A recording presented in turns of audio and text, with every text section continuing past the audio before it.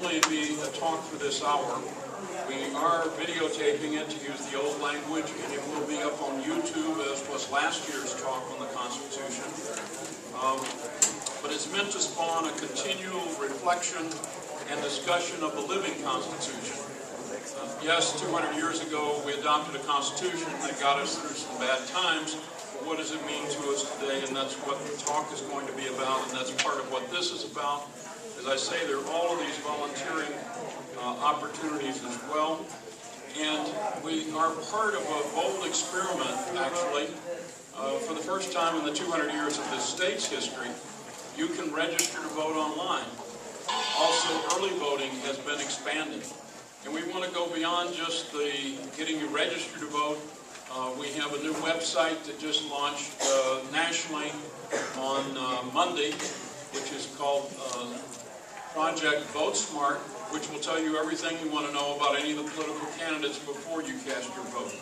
We will be doing more things like that in the future, but let me now introduce our speaker, who is indeed very illustrious. He's UIC Professor Emeritus Matthew Lippman, with a degree, a PhD from Northwestern, a law degree from Harvard University. Matt talks about and writes about the gross and persistent violations of human rights. He's one of the foremost experts on genocide, particularly as it occurred in the Nazi Holocaust, and has written on the Nazi criminals and the Genocide Convention. He was written on comparative law, particularly on Islamic criminal law. He's also written very recently, just now published, a new general textbook on law and society by Sage and CQ Press. I won't list all his publications. I should tell you he's probably the most distinguished teacher we've had at UIC in the last several decades. He's won the Civil Circle Award 4 times. He has the Alpha Phi Sigma Criminal Justice Professor of the Year Award, the UIC Flame Teaching Award, the Teaching Recognition Award, the Excellence in Teaching Award, and so on, Honors College Fellow of the Year. He is an engaging and important teacher that we've been lucky to have on our campus. And today he's going to talk about the hidden Constitution, national security, electronic surveillance, and privacy in our age of terror. Matthew, we're delighted to have you give this inaugural address for Constitution Day and the civic engagement for this year at UIC.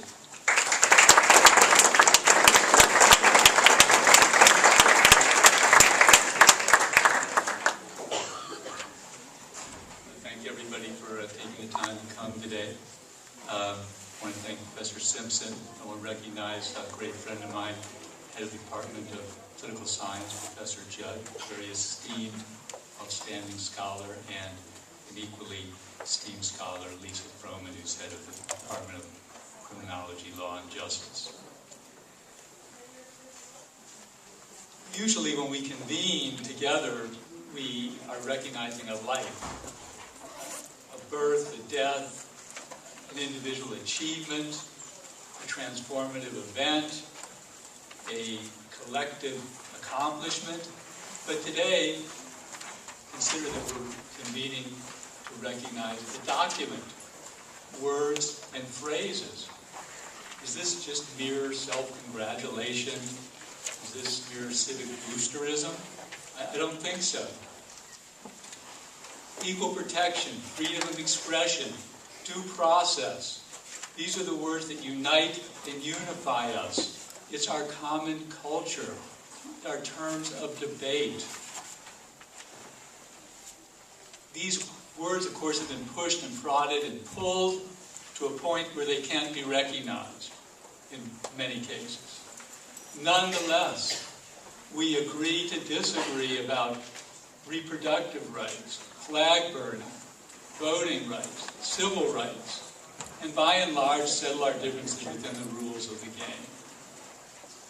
So this document is important in the United States of America, if not the world.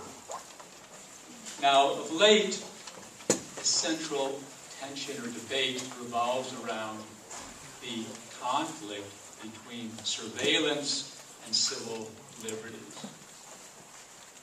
more Americans today, at least up until recently, according to Pew poll, have been more concerned with the violation of civil liberties than with terrorism.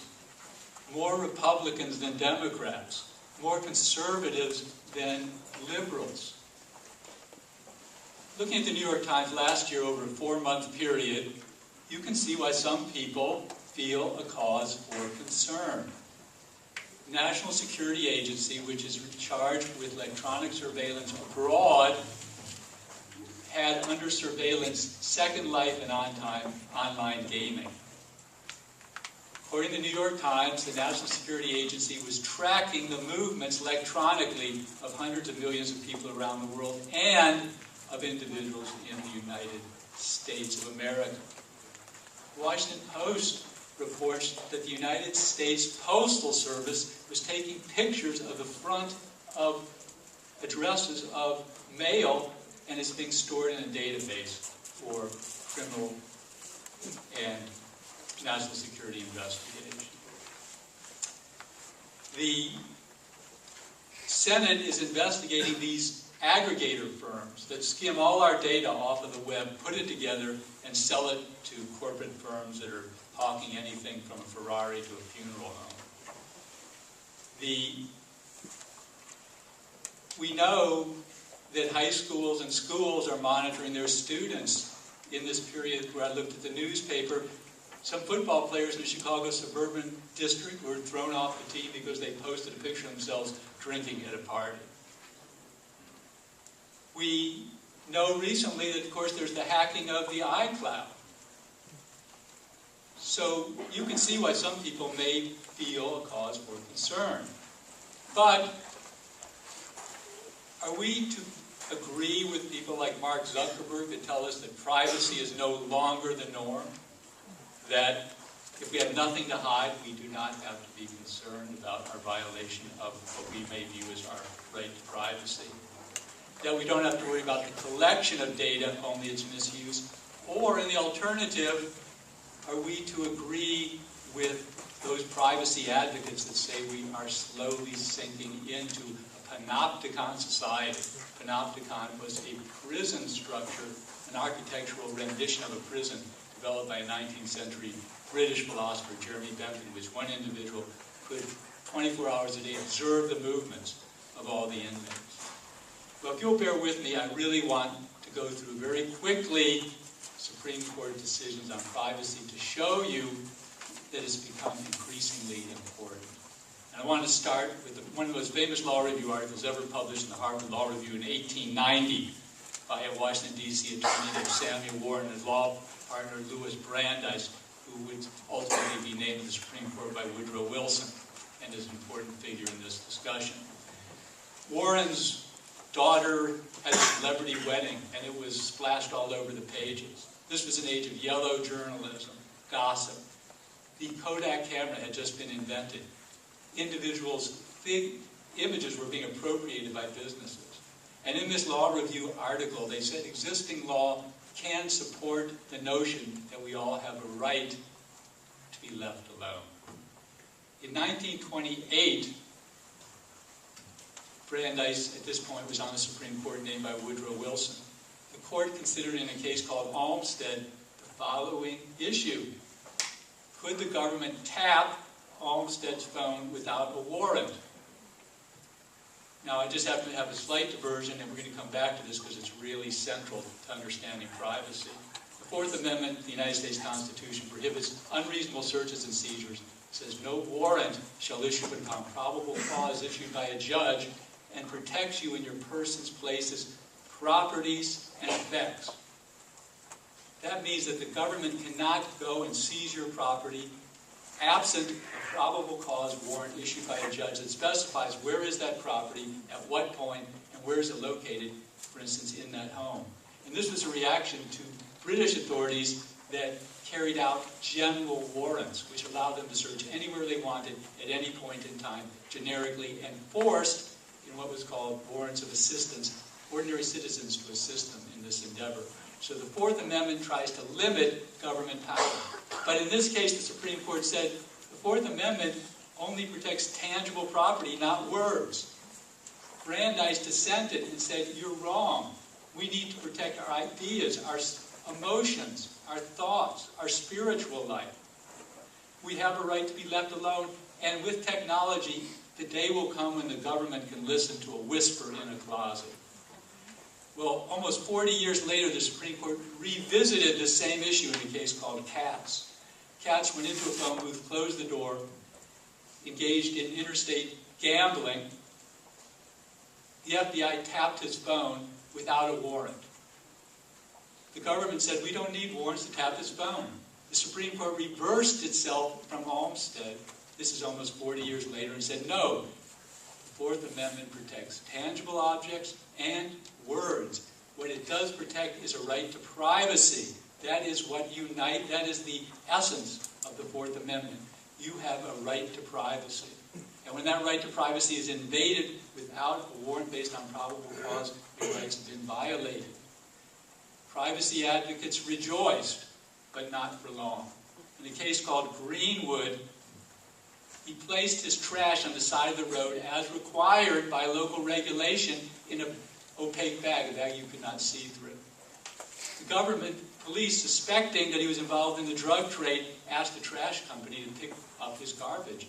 Delivered it to the police station, they went through it, they found drug paraphernalia. They did this again, they went into his house with a warrant, arrested him. He said they violated my right to privacy when they looked through my trash. The court said, you are incorrect. These are two important doctrines. A, you turned it over to a third party. I want you to remember that, because you're turning your phone numbers over to your internet providers and your internet. It's a very important point to keep in mind. And secondly, it was available on the side of the road to children, animals, and scavengers. It was exposed to the public. You have no expectation of privacy in your garbage. These two doctrines led to the diminishment of the Fourth Amendment, the vanishing of the Fourth Amendment. In a case called Miller, they seized his financial records that he gave to a bank. They said, we can do that without a warrant, without probable cause, because you turned it over to a third party. In a case called Riley, they flew over with a helicopter 400 feet over his backyard, looked down into his curtilage, the area immediately surrounding the home, saw marijuana plants, and seized them, despite the fact he had created a fortress around his house to prevent anyone from seeing those plants. They said, you expose those to aerial surveillance. That is absurd. It looked like the right to privacy was slowly being diminished. But of late, three of the most conservative judges on the United States Supreme Court have, in three important decisions, affirmed your right to privacy, which shows you the bipartisan nature and the importance of this right. In a case called Kylo, Justice Scalia said that the government could not, without a warrant, use a thermovision to measure the heat coming out of this defendant's home. They felt that the heat was consistent with grow lights for marijuana based on that radar detection and other information. They went with a warrant and arrested him. Scalia said, no, privacy starts at the home. Privacy starts at the home. You cannot use a technological device to seize, to detect items that you otherwise would not know about had you not entered the home. In a case called Jones, Justice Alito again reaffirmed the right to privacy. They put a GPS on his car and tracked him for 28 days because they thought he was involved in drug trafficking and wanted to detect his network. In that case, Alito said, this is excessive. He is exposing himself to the public when 28 days of surveillance is a violation of the individual's expectation of privacy. And last term, which in what I think will be one of the most important decisions that he ever will make as Chief Judge of the United States, Justice John Roberts said that in a search incident to an arrest, if you arrest somebody, you can automatically search the person, the area of their immediate control, automatically, without exception. He said you cannot search a smartphone without a warrant. He said this is not just an ordinary technological device, both in terms of its quality and quantity. It is distinct. It contains the privacy of life, privacies of an individual's life. So the Supreme Court has come to see privacy as a central organizing principle of this society.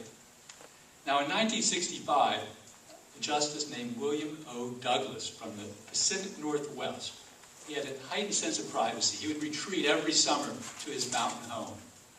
He had a rather risque personal life that also was fodder for the newspaper, so he was sensitive about this.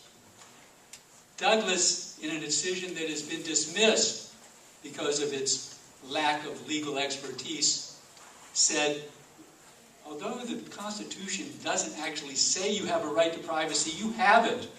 And where is it? He said, if you look at the Bill of Rights, freedom of association, freedom from unreasonable searches and seizures, prohibition against the harboring of militia in your home, on the edges of these rights are emanations or shoots that together form a right to privacy.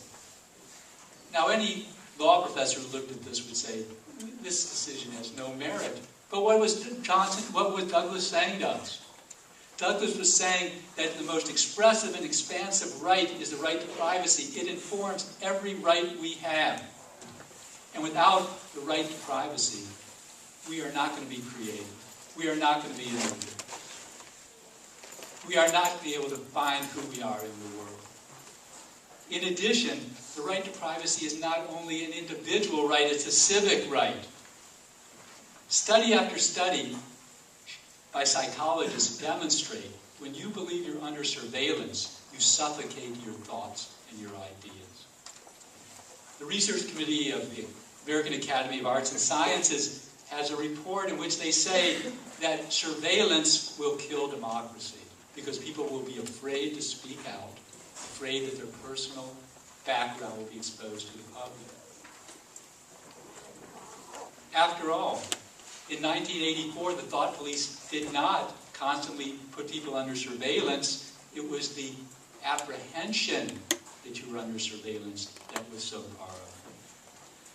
Now, this might seem like a paranoid reaction. The government's not going to abuse our rights. We want them to have information. We want them to protect us. Well, the history of the United States tells us just the opposite. When there's commotion and concern, the government does overreact, starting with the Alien Sedition Acts, suspension of habeas corpus during the Civil War, the prosecution of individuals who resisted the draft for sedition during World War I, the relocation of 112,000 Japanese Americans during World War II, the prosecution during the Vietnam War of people sent to jail for burning a draft card. The government does overreact.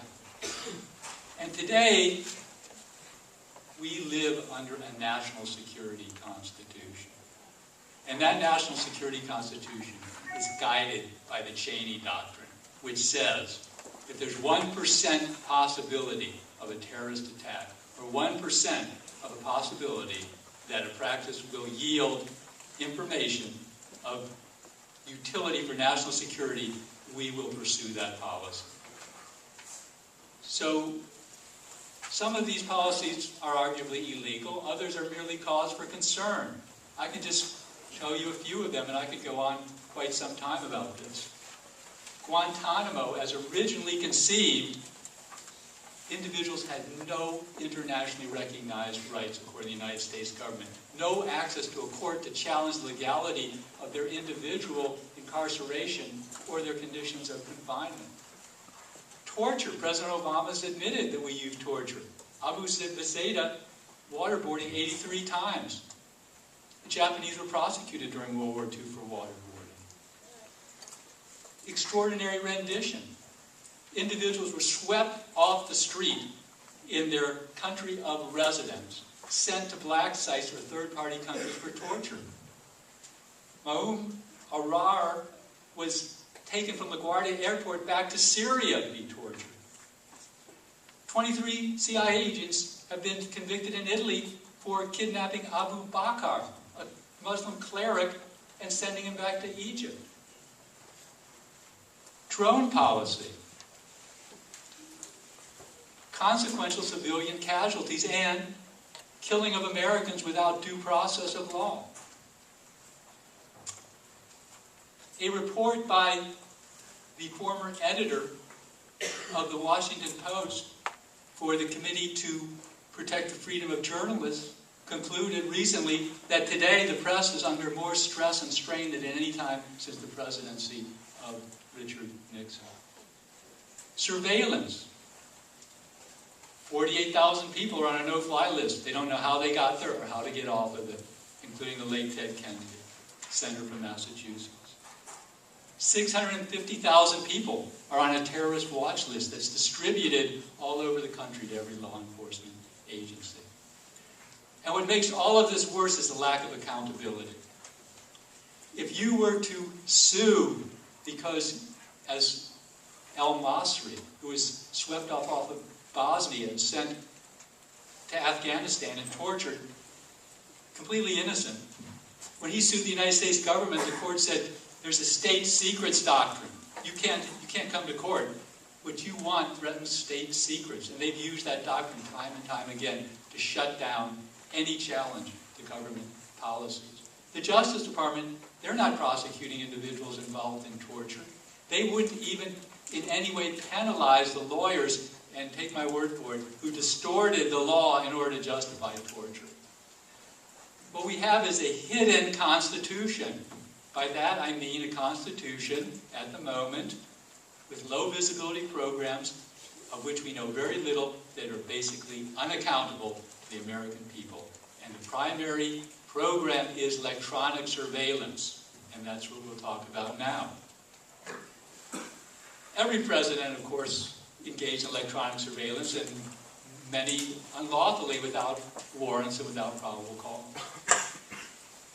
Richard Nixon is primary of tapping the phones of people on his enemies list, trying to enlist the CIA, which is concerned with foreign intelligence, to tap American phones.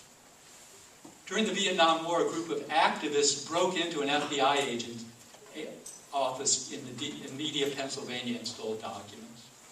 Growing out of all of this, in 1976, there was a Senate Intelligence Committee report under the direction of Senator Frank Church from Idaho. They concluded that the United States was waging a vigilante war against individuals based on their political point of view. They said that the FBI policy was to harass people ranging from Jane Fonda to Martin Luther King. And that the animating notion was that they wanted activists to believe that behind every mailbox there was an FBI agent watching them. In addition, the CIA, which is concerned with foreign intelligence, had files on 300,000 Americans. The military intelligence agency in the Pentagon had files on 100,000 Americans. Senator Church on Meet the Press said this. He said, if we have a tyrannical government, we will not be able to stop them, because the power of technology is such that there will be no place to hide. That was his word, no place to hide. Well, growing out of this, there were a number of reforms. Can't go into all of them in great detail. Let me just say that there was an act called the National Intelligence Security Act, which regulates what's called the National Security Agency, which was established in 1952 for foreign electronic surveillance. And in that act, they said they cannot engage in electronic surveillance domestically here unless it's related to foreign intelligence, an agent of a foreign power. They've expanded it now to foreign terrorist organizations and other categories. And they established a secret court. Did you know that? There's a secret court in this country with 11 federal judges named by the Chief Justice of the Supreme Court that decides issues that's gone far beyond what was ever envisioned. And this was to be the exclusive mechanism to tap phones of people abroad and for foreign intelligence, people at home. Now I want to be clear that if it's a criminal wiretap, that's a whole other discussion. That is done through the conventional court system, Fourth Amendment. President Bush said, we're going to be too constrained by this act. They set up initially something called the Total Terrorist Awareness Act program. It ultimately was leaked to the press. It faltered. One of their most bizarre propositions was they were going to create a casino website in which you could bet on what would be the next terrorist attack, what would it look like? Some kind of crowd, trying to generate crowd information or something. But what they did institute was called the PRISM program, or Stellar Wind, in which they wiretapped individuals at home or abroad with reasonable suspicion they were engaged in, that they were members or affiliated with or supportive of Al-Qaeda. The New York Times had this information and was persuaded to sit on it until 2005. It was challenged in court. Judge Anna Taylor Diggs in Michigan said, "This program is unconstitutional. This is not the divine right of kings in this country." Recently, a lot of documents have leaked out, so we know what their intellectual justification for this. One of their justifications is that in times of war, the president can disregard the Constitution. That was their hard argument. Their soft argument was, as commander-in-chief, the president can engage in wiretapping because Congress has authorized force against Al-Qaeda. And as a consequence, since the war is both at home and abroad, we can engage in warrantless wiretapping to protect the homeland. Well, in 2007-2008, Congress reformed this National Intelligence Surveillance Act and reformed to some degree the surveillance court, but as an aside, strengthened the ability of the National Security Agency to wiretap abroad. Today, they have a program where they're wiretapping internet, phone, all forms of communication all over the world. Phone companies cooperate with this, and they're tapping into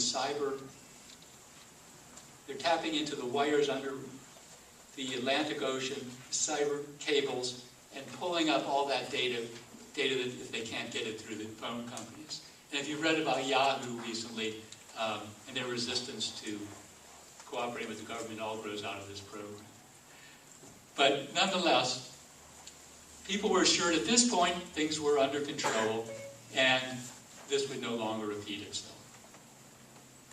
In 2013, James Clapper, he's called the Director of National Intelligence, he sits over all of the intelligence agencies, coordinates all their policies, reform growing out of 9/11. He was asked by Senator Wyden of Oregon, "Are you collecting data on Americans through the National Security Agency? Because that agency is only supposed to collect data abroad." And Senator Wyden knew the answer, but wanted to hear it from Clapper. And Clapper said no, only inadvertently.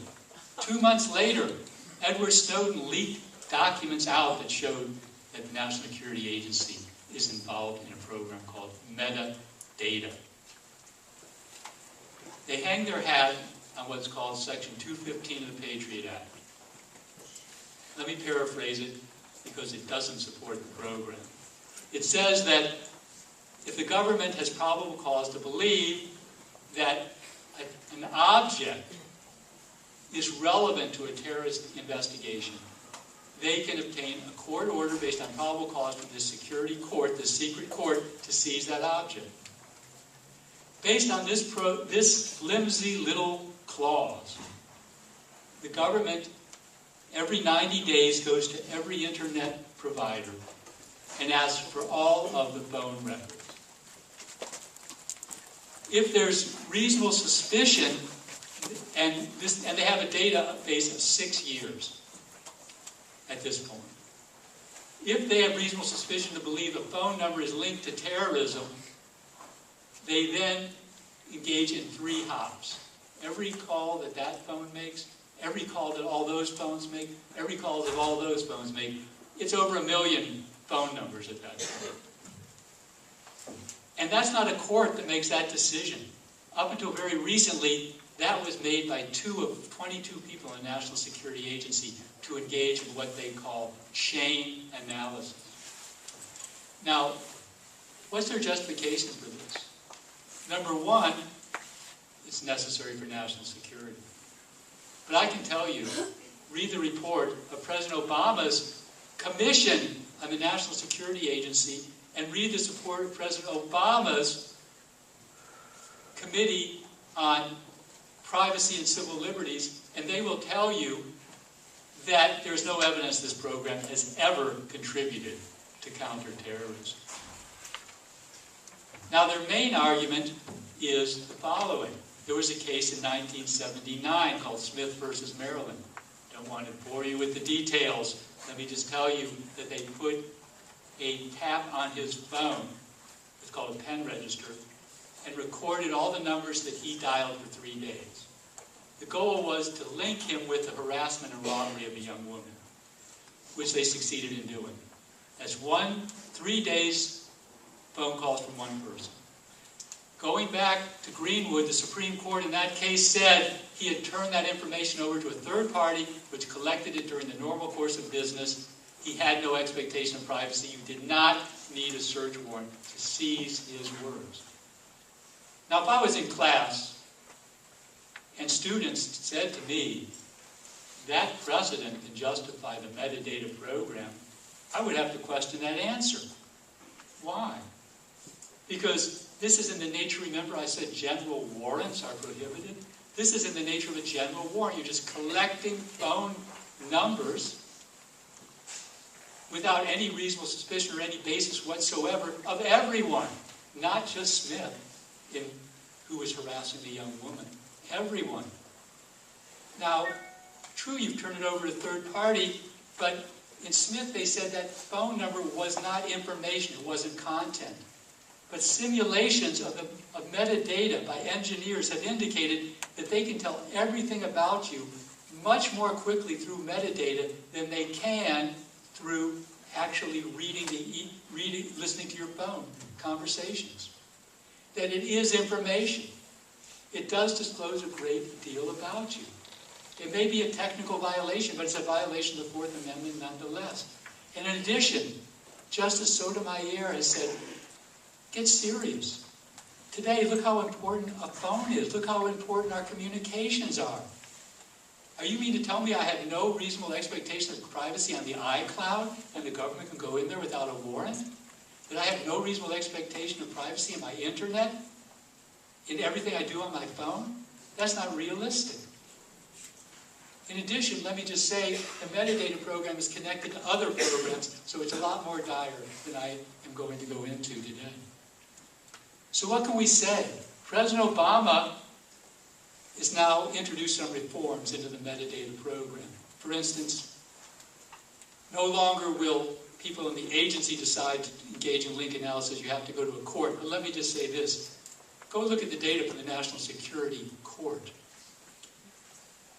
You will never find one instance in which they've turned down a request for a warrant.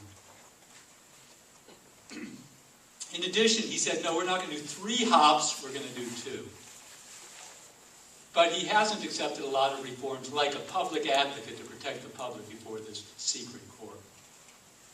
Today, there are 23 bills in Congress either to abolish this program or to reform it.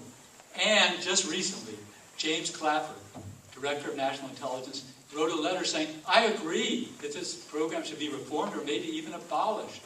But what took us so long? Today, in New York, the government's arguing the constitutionality of this program before a court of appeals. What took so long? We would not even know about this. I would not even be up here talking to you if Edward Snowden had not leaked this information. And he's charged with 2 counts of espionage and sitting in Moscow at the moment. Now, I'm not endorsing what he did. I'm not endorsing Julian Assange. I'm not endorsing Chelsea Manning. I'm not endorsing Adam Schwartz, who was charged criminally for breaking into a website and downloading articles, academic articles that libraries pay to gain access to, committed suicide. I'm not endorsing what they're doing. I'm just pointing out that they've highlighted the fact that we should be concerned about our right to privacy. That's all I am saying.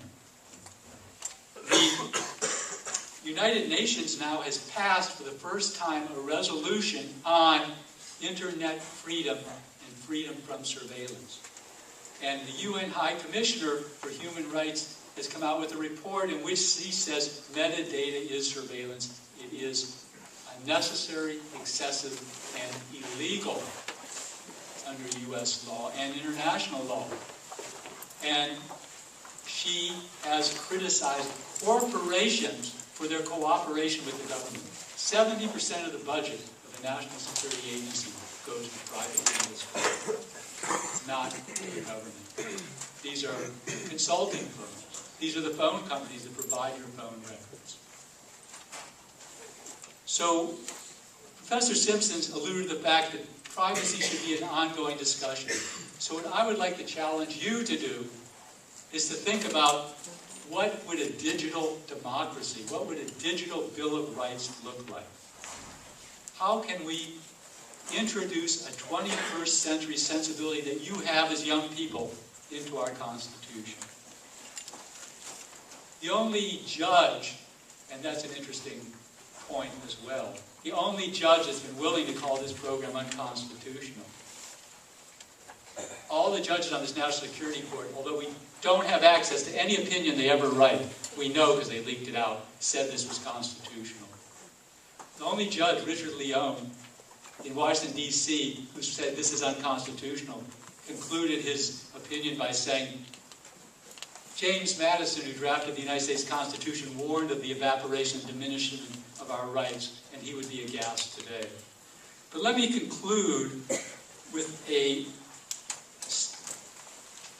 portion of a pamphlet from the Philadelphia Independent Gazetteer of October 5th, 1787, talking about the Bill of Rights.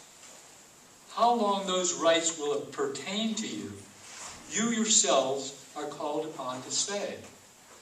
Whether your houses shall continue to be your castles, whether your papers, your persons, and your property are to be held sacred and free from general warrants, you are now to determine. Thank you.